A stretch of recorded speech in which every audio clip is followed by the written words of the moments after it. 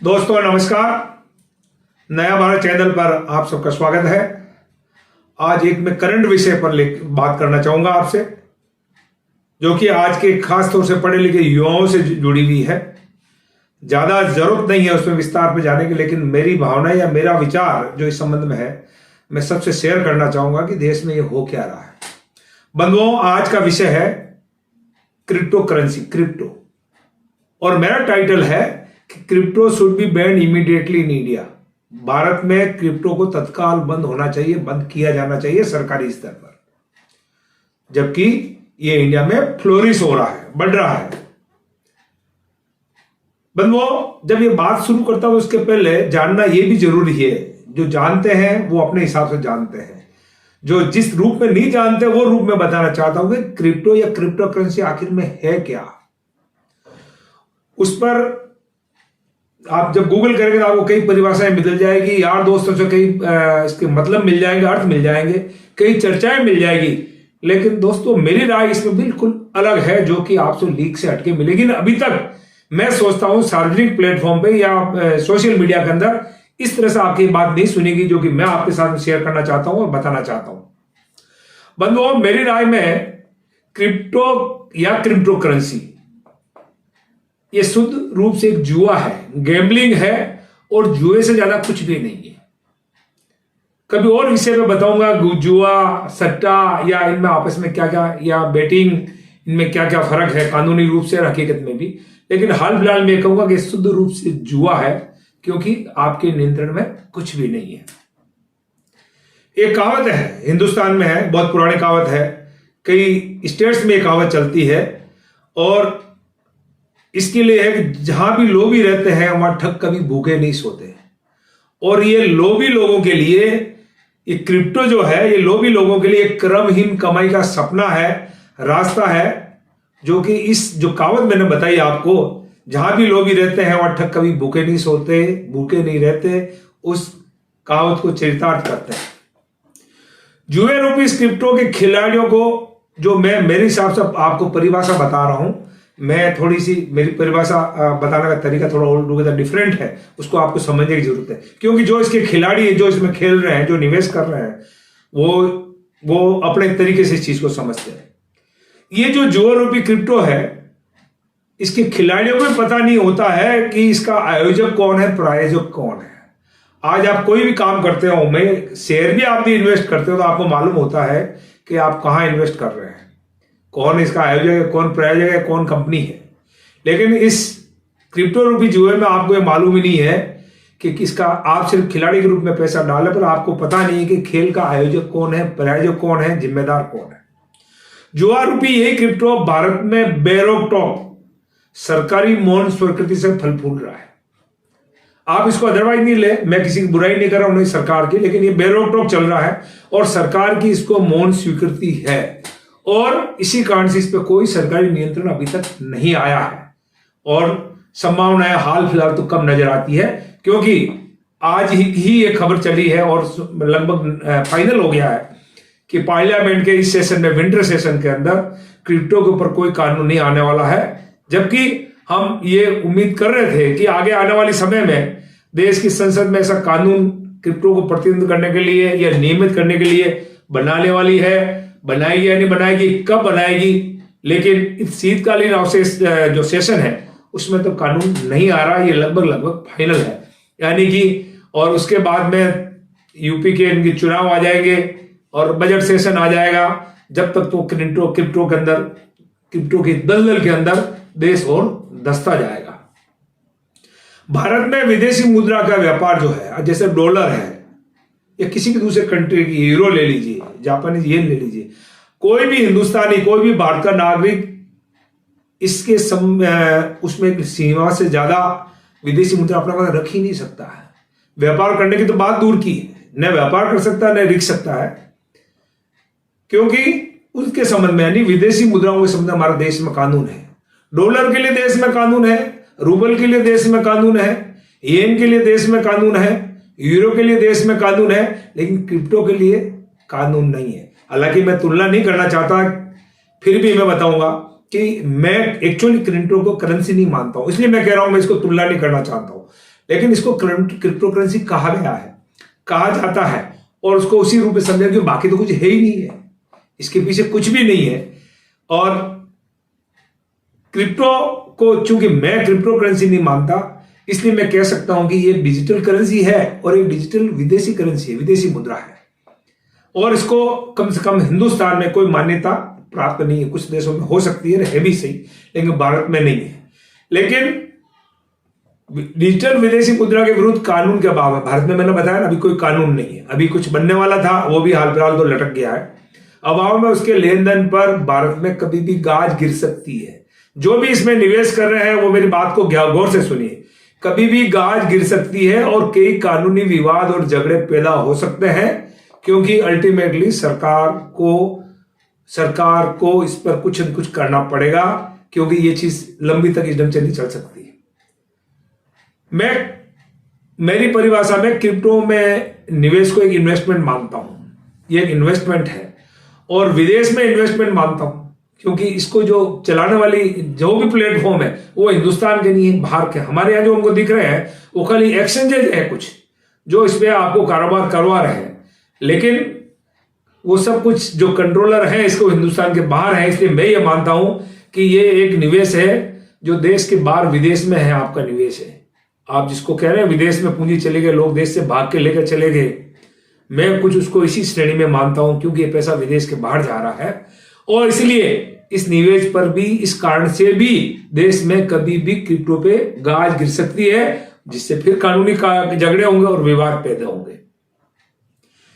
बंधुओं, बड़ा खेद का विषय है, बड़ा दुख का विषय मेरे लिए और आपके लिए होना चाहिए, और आम आदमी के लिए होना चाहिए, पूरे हिंदुस्तानियों के लिए होना चाहिए, देशवासियों के लिए होना चाहिए कि देश की हजारों करोड़ की विदेशी मुद्रा क्रिप्टो में निवेश के बहाने देश के बाहर चली गई है, और जाती रहेगी जब तक इसमें प्रतिबंध नहीं होगा, जा रही है। और कई नए नए सब ब्रोकर टाइप लोग पैदा हो गए हिंदुस्तान में, एडवाइजर डेवलप हो गए हैं, जिनके माध्यम से क्रिप्टो में आप आराम से निवेश और व्यापार कीजिए, पूरा 2 नंबर में। मैं आपको एग्जांपल देके समझाता हूं। यदि मुझे आज क्रिप्टो में काम करना है, मुझे कुछ भी ऑफिशियल नहीं करना है, तो ऐसे जो दलाल पैदा हुए हैं या जो एडवाइजर पैदा हुए हैं, कंसल्टेंट पैदा हुए हैं, वो मेरे से पैसा लेंगे, मेरे को 2 नंबर पैसा दोगे, ₹1,00,000 मैंने लगा दीजिए, वो लगा देंगे आपका, और क्रिप्टो में आपका काम चलता रहेगा, आप अपने हिसाब रखते रहना। ये व्यवस्थाएं क्यों पैदा हो रही है? क्योंकि हमारी सरकार इस मामले में आंख बंद करके बैठी, कुछ नहीं कर रही है, और ये काम हिंदुस्तान में धड़ल्ले से चल रहा है। बैंकिंग चैनल तो कोई बीच में है ही नहीं, वैसे भी नहीं, और मैं जो तरीका बता रहा हूं इसमें तो कोई बैंकिंग चैनल है कुछ नहीं, प्योरली 2 नंबर की करेंसी में काम हो रहा है। एक विदेशी मुद्रा को लेकर जब मैंने अभी आपके सामने प्रश्न रखा कि पैसा विदेशों में जा रहा है और एक तरह से विदेशी निवेश है, तो एक मेरे सामने एक बहुत अच्छा प्रश्न है विदेशी मुद्रा को लेकर के, और मैं इसको बोला प्रश्न मानता हूं जो मेरे सामने आया, वो रखा गया मेरे सामने कि वर्तमान में आप भारतीय रुपए में क्रिप्टो खरीद सकते हैं। मैंने अभी आपको ही बताया कि मैं ₹1,00,000 डालना चाहता हूं, मैं डाल सकता हूं, मैं भारतीय करेंसी में डाल रहा हूं।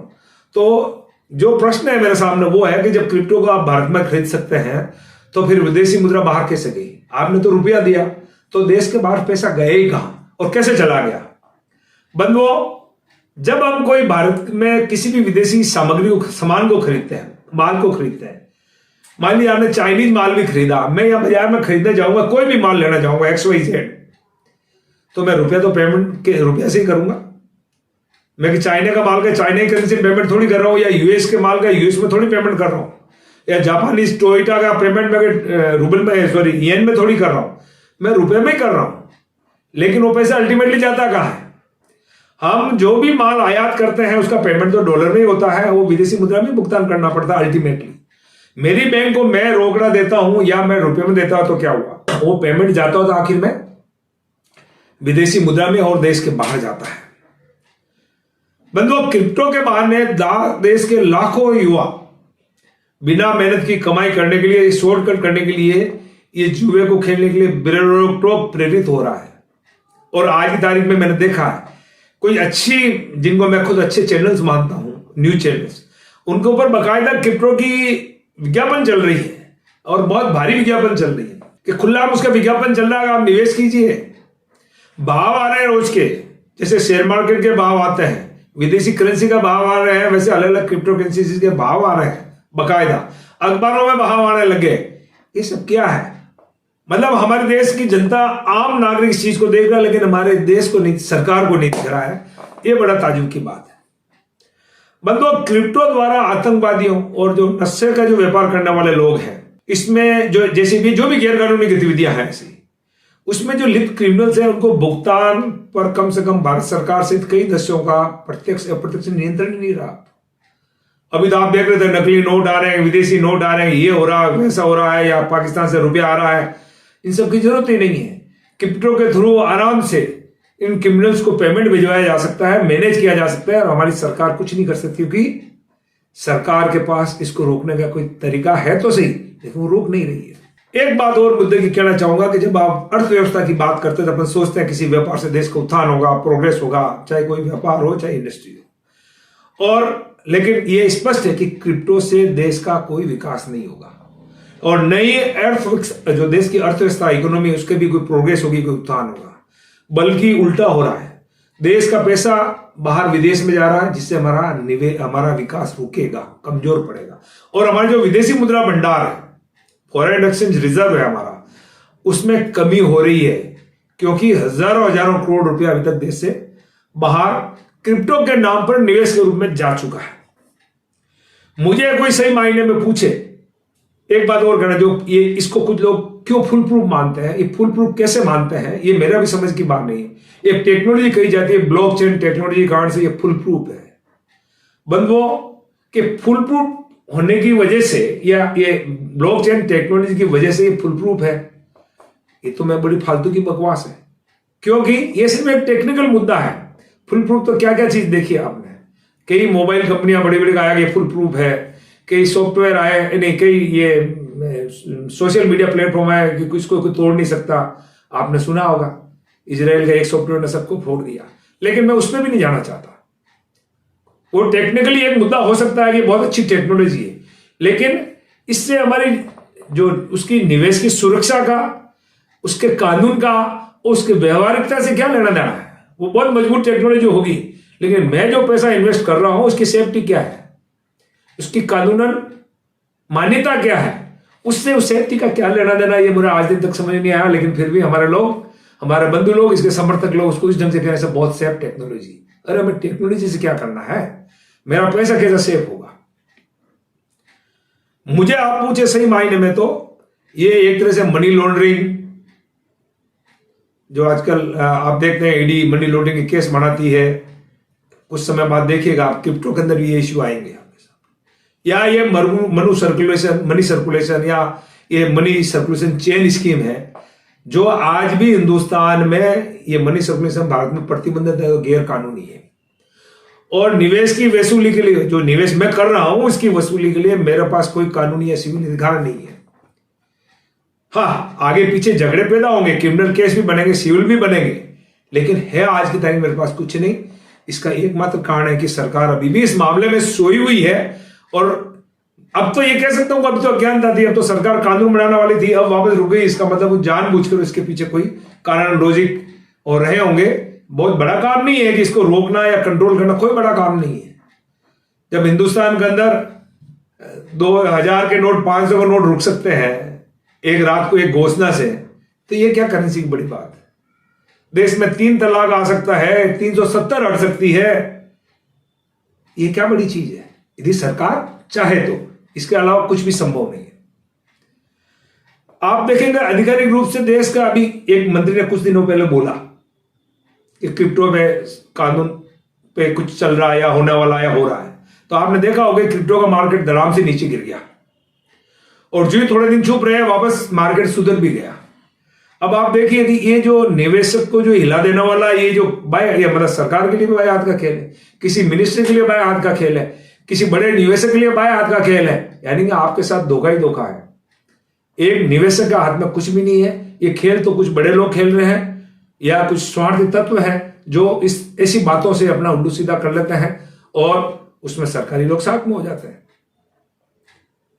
अतः बंधुओं, अब जो मैं कहना चाह रहा हूं, और देश की सरकार से वो कहना चाह रहा हूं, आप सबसे कहना चाह रहा हूं कि देश हित में क्रिप्टो को भारत में तत्काल प्रतिबंधित किया जाना चाहिए, तत्काल बैन करना चाहिए।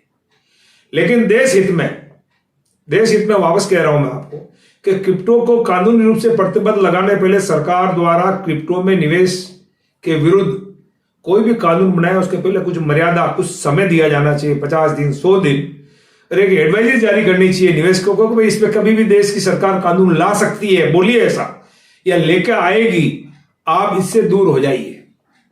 ऐसा करना उचित नहीं होगा जैसे कि नोटबंदी के टाइम रात को खड़े होकर 12 बजे से ये नोट खत्म, उससे देश में सारी अफरा तफरी मचेगी। वो अलग बात है कि वहां पूरे आम आदमी जुड़े हुए थे, लेकिन इसमें भी आज भी मैं कह सकता हूं या सोच सकता हूं, कल्पना कर सकता हूं कि देश के लाखों नौजवान और लाखों लोगों का पैसा इसमें फंसा हुआ है। इसलिए सरकार इसको प्रतिबंधित तो करे, लेकिन देश को चेतावनी देते हुए करे, देश को जगा के करे, ताकि सब अपनी अपनी तरफ से कुछ हो सकता है तो अपना पैसा कुछ तो वापस ले ले। देश और देश युवाओं के हित में शीघ्र और अधिकतम 100 दिन के अंदर अंदर क्रिप्टो बंद होना चाहिए। इस देश के अंदर प्रतिबंध लगना ही चाहिए। और यह आश्चर्य की बात है मेरे लिए कि मोदी सरकार जैसी सरकार, जागरूक सरकार जिसको कहते हैं, प्रोएक्टिव सरकार जिसको कहते हैं, वो इस मामले में मूक दर्शक क्यों बनी है। और कई नेताओं और राजनीतिक पार्टियों के स्वार्थ इस चुप्पी का कारण तो नहीं है। हो सकता है कुछ राजनीतिक पार्टियों का इसमें स्वार्थ हो, बड़े लोगों का स्वार्थ हो, इसलिए सब चुप बैठे हैं और देश में ये खुला नंगा नाच हो रहा है, उसको होने दिया जा रहा है। इसलिए हमारे सभी देश के इस खासतौर से युवाओं को इस मामले में समझना चाहिए कि उनके साथ बहुत बड़ा धोखा होगा, कभी भी होगा। और आप अपनी महंगी कमाई, बड़ा इन्वेस्टमेंट, मैंने आज कई युवाओं को सुनता हूं जो अपनी सैलरी में से काफी बड़ा हिस्सा क्रिप्टो की तरफ डाल रहे हैं, वो अभी खुश हो रहे हैं, अभी खुद खुश हो रहे हैं कि मेरी जो करेंसी कहां से कहां पहुंच गई, लेकिन कब ये मिट्टी होगी आपको मालूम नहीं। अब देश के अरबों खरबों की फसावट के बाद, मतलब मैंने भी कहा ना, हजारों करोड़ रुपया इन्वेस्टमेंट हो चुका है, और कोई भी सरकारी कदम उठेगा तो उससे कई लोग दिवालिया हो चुके होंगे। इतना लेट हो जाएगा, कई दिवालिया हो चुके होंगे और कईयों के वारे न्यारा हो जाएंगे। जो समझदार है उस तेजी को खा के घर बैठ जाएंगे, जो बाद में फंसेगा वो मरेगा। इसलिए भी सावधान होने की जरूरत है। और इन सब के बावजूद यदि सरकार इसकी समर्थक है या इसका कोई भी समर्थक है और वो चाहते हैं कि इस देश में, इस भारतवर्ष के अंदर, इस इंडिया के अंदर क्रिप्टो को जरूरी मानते हैं, देश के विकास के लिए भी वो जरूरी मानते हैं और वो जरूरी समझते हैं, यदि ऐसा हमारी सरकार भी जरूरी समझते हैं, तो देश की आरबीआई यानी कि भारत सरकार खुद अपने क्रिप्टो लेकर आया तत्काल, और देश के हजारों करोड़ जो देश के बाहर जा चुके हैं उनको और जाने से बचाएं, उनको वापस लेने का प्रयास करें। सरकार अपना क्रिप्टो लेकर आ जाए, किसी यदि बीमारी को खत्म नहीं कर सकती है। जैसे कि आपको बता दूं, हिंदुस्तान सरकार चाहती है कि भाई ये शराबबंदी होनी चाहिए, इस देश में शराब नहीं पिए, लेकिन सरकार खुद ही बेच रही है ना। नशा गलत है, सरकार खुद उसका धंधा कर रही है तकलीफ का। ठीक इसी तरह से क्रिप्टो का व्यापार सरकारी स्तर पर हो जाए हिंदुस्तान पे, लेकिन यहां क्रिप्टो का व्यापार चालू होने के बावजूद भी जो बाहरी क्रिप्टो है हिंदुस्तान के बाहर के, जो कि हमारे हिंदुस्तान की सरकार से रिकॉग्नाइज नहीं है, जिनका कोई अता पता नहीं, जिनका कोई ठोर ठिकाना नहीं है, ऐसे क्रिप्टो को हिंदुस्तान के देश में बैन होना चाहिए। यही मेरी अंतिम आप सब लोगों को और देश की सरकार से मांग है, और आप लोगों को मेरी सलाह है, सावधान हो जाइए। बहुत गंदी लाइन है, बहुत गलत लाइन है। सिर्फ बिना मेहनत की कमाई के लिए एक ही जरिया नहीं बचा है। नमस्कार। इतनी बात करके मैं अपनी बात को समाप्त करूंगा और उम्मीद करता हूं कि हमारा देश जल्दी इस बुराई से निपटेगा, हमारी सरकार जल्दी इस पे कानून लाएगी। धन्यवाद। जय भारत, नया भारत। नमस्कार।